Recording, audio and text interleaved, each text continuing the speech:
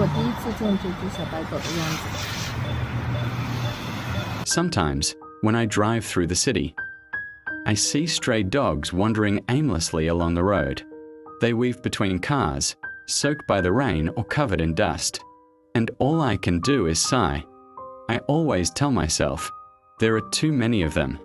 I can't save them all. And so, I keep driving, pretending not to notice, even though my heart aches every single time. But today was different. Today, my heart skipped a beat. Right there by the roadside, I saw a dog, thin, soaked, and trembling under the cold drizzle. Its fur was white, but matted and dirty. Its legs looked weak, barely able to stand. It sat by the metal fence, motionless, as cars rushed by just inches away.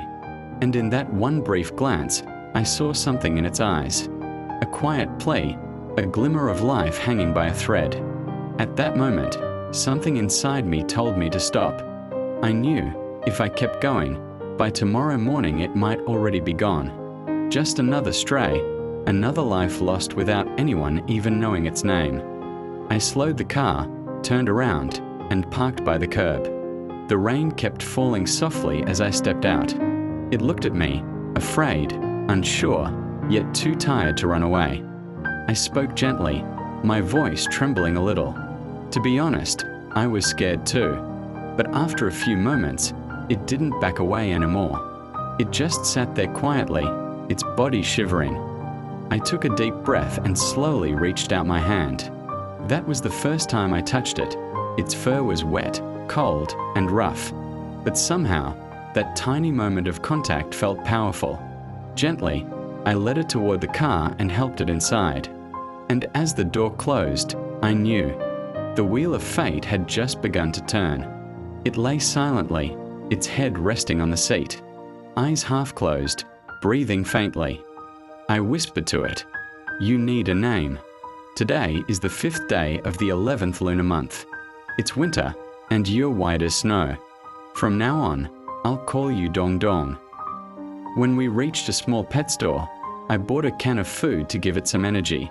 The shop owner noticed the dog's condition and asked softly, "A stray, right?" I nodded. Without saying anything more, he smiled and said, "I'll give you a 30% discount, just the cost price." That simple act of kindness warmed me more than the coat I was wearing. At the animal hospital, the doctors rushed to help. They lifted Dong Dong carefully onto the table. The chief veterinarian himself came out to examine it.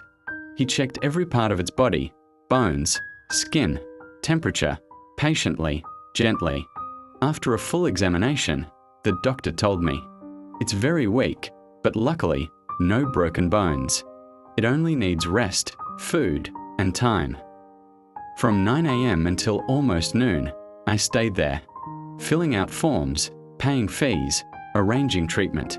Dong Dong was lying quietly in its bed, a small bowl of food beside it, and a soft blanket covering its body. It looked peaceful, almost like it was finally home. I smiled, and my eyes burned a little, because I knew. From this day on, Dong Dong had a new beginning. That afternoon, after returning home, I received a message from the animal hospital's group chat. They said Dong Dong wasn't eating much. When I read that, my heart sank. I couldn't stop worrying. Was he still too weak? Or did he think that I had abandoned him again? In the evening, my little daughter had her hobby class. After dropping her off, I decided to stop by the hospital to visit Dong Dong. My older son insisted on coming along. He said, "Dad, I want to see the dog you rescued." Everyone in the family was eager to meet Dong Dong. When we arrived, one of the staff members was already waiting by the door, smiling to greet us. As we walked in, I saw Dong Dong lying quietly in his bed, He looked peaceful, but much thinner than before.